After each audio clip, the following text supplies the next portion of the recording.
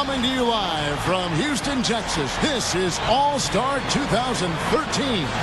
Alongside Clark Kellogg and Steve Kerr, this is Kevin Harlan.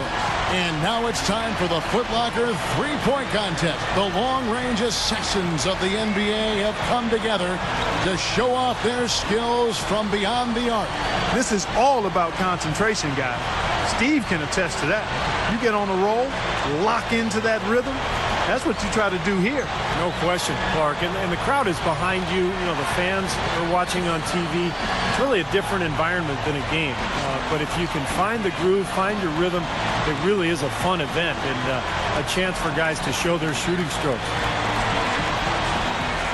So it'll be Ray Allen here. 5 racks, 30 is a perfect score. Remember that the last ball on each rack, the money ball is worth 2. And money balls are key. Got to get in that groove early here to knock those money balls down. Yeah, no question, Clark. You really want to dial it in on that first rack if you can. Steve, you know, I wonder what you think about being the first one out there. There clearly are some pros and cons to it. I like it, Clark, because you just finished warming up, and now you don't have to sit and watch and wait. So you might as well get right out there and get started. Pretty good start there for him. 7 points. Now 8 points. Oh, Ray starting to fill it up.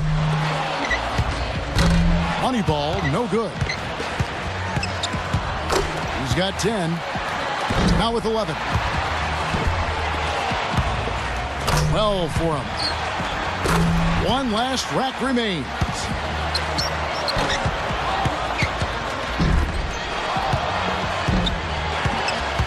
Up to 15 now. He comes away with a total of 15 points. I'd say he handled that round pretty well, guys. Yeah, even if he didn't set things completely on fire, it's still a fine score. I mean, what did you take away from it, Steve? Well, you know, it wasn't his best, but he gutted out a pretty decent round when he didn't have his best stuff, and that's the sign of an excellent shooter there. And so we'll see Shane Battier. Something the shooters have to avoid here is over-adjusting if the shots aren't falling. Yeah, I agree, Clark. You can't over-adjust. It has to be a very minor tweak. But sometimes, you know, a shooter just has one thought that can get him into a good groove. A little bit like a golfer. You just want one swing thought, one shot thought. And if you can get to that point during this contest, you can be in good shape. Up to 10 now. Now with 11. 12 for him. He's at 14.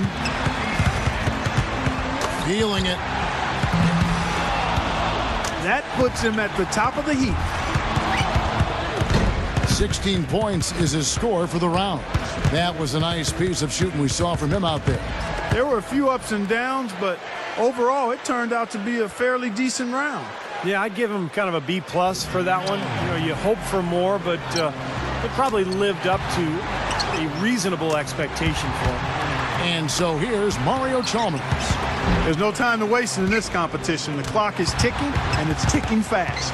But as a shooter, you don't want to keep peeking at the clock in between shots. I mean, you almost have to keep time in your head, but really most of these players have practiced at home before this competition, so they have a decent idea of what's ahead. 9 points. He's got 10. And he's made all 3 money balls. Not just 13.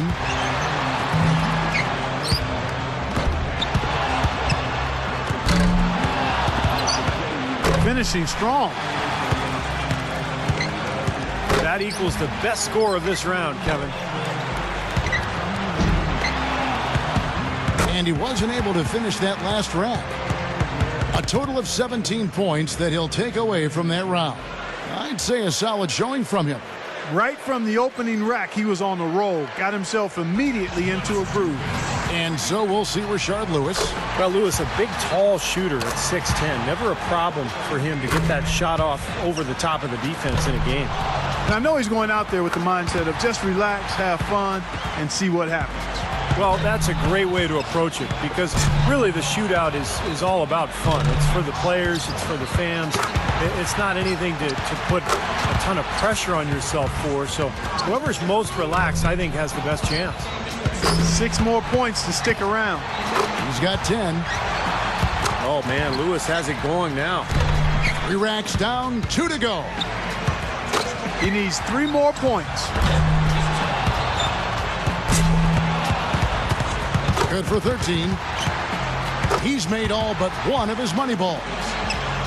Rock solid shooting down the stretch. He's tied for second. Tied for first. That shot puts him in first. Couldn't finish it off, but still put up an impressive number. A very strong 20 points for him. His stroke looked terrific in that round, guys. Well, we all know how important the money balls are in this event, and he hit 4 out of 5 of them. That's very good work. Here we go with Mike Miller.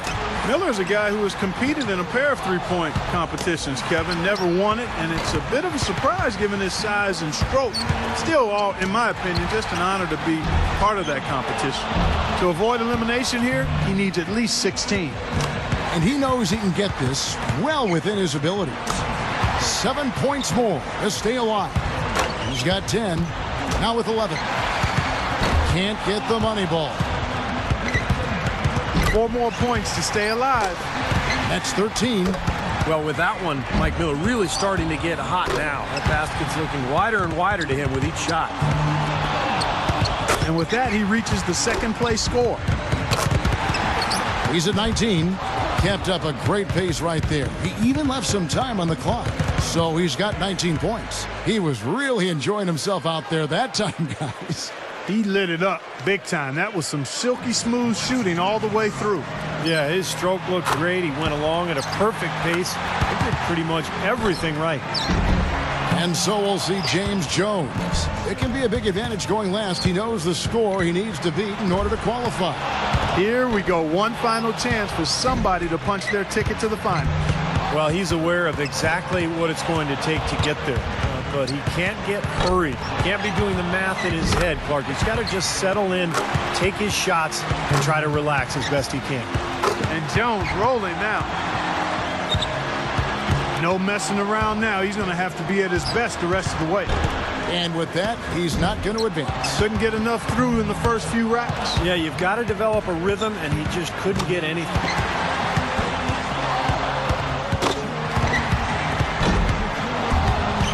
Finishes with 11.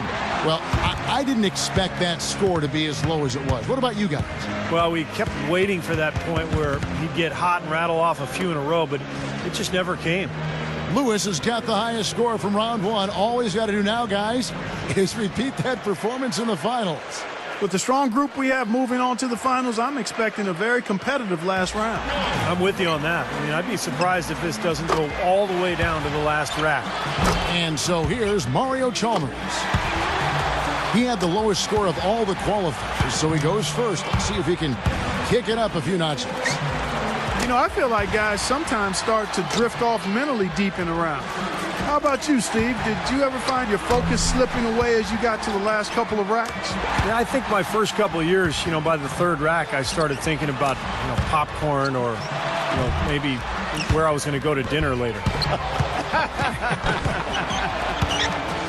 And it's panic time. He's getting cold. 5 consecutive misses. Make that 14. Hits for 15. 1 rack left.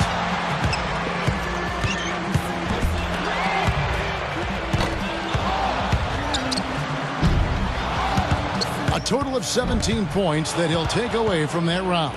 Well, a very respectable performance from him there, guys. Yeah, he had a good time out there. He hit a few in a row, and then he was off and running. I mean, he ended up burying 11 straight. So it's Mike Miller ready to go. 17 points to tie it up. 18 points would put him ahead. That's 2. Money ball, no good. Now 3 points. Trains the money ball. 6. 7 points. 8 more points, and he'll tie things up. 10 points on the board. And Mike can really put on a show. He's got a nice groove going right now. 5 more points to tie it up. A 3-point rack for him right there. A strong close out there. 3 more points will tie it. Hits for 15. And he's got 15 points when the round ends.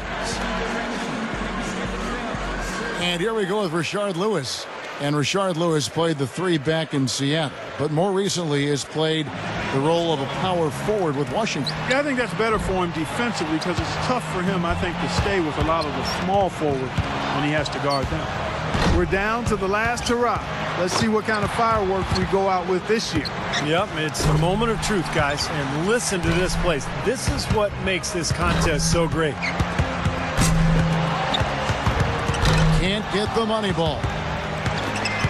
He's got 5. Now with 6. Uh-oh, here he goes. Lewis getting it going. 8 more points for him to tie it up. 10 points on the board. 6 points more to tie it up. Good rack right there. 4 points total. 4 more points to win it. Hits for 15. And that's his 4th straight. Now with 17. He finishes off the round with 19 points. Boy, he looked great out there, didn't he? Well, he did, especially considering the fact that he came out of the gates pretty slowly. But when things kicked into gear for him, guys, he really got hot. And we have reached the conclusion of the Foot Locker 3-point contest. And what an event it has been. Our extremely gifted winner, Rashard Lewis. What a commando performance by our champion. Once he got rolling, the only question was, who's getting second? Yeah, to paraphrase Larry Bird way back, who's going to get second? That's exactly right. And I'll tell you what, Clark, he deserves all the credit in the world. To come out on top against a field like that, that's sensation. And the drama, the excitement, this year's 3-point contest had it all. And it was our pleasure to bring it to you. For myself, Kevin Harlan, and my partners, Clark Kellogg and Steve Kerr. Thank you, everyone.